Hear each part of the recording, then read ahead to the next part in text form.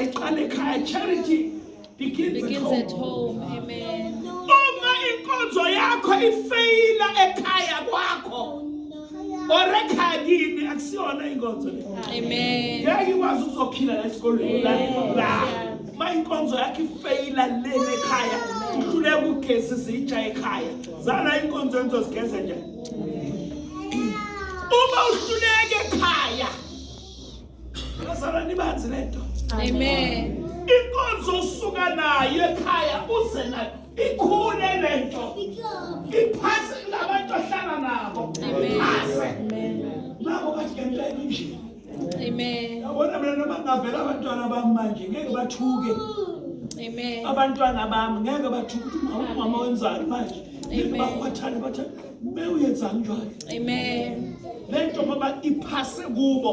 Amen. Iphase kubantwana bami. Amen. Yaphasa kumyeni wami. Amen. Yaphasa ihlotsheni. Amen. Yaphasa komakhelwane. Amen.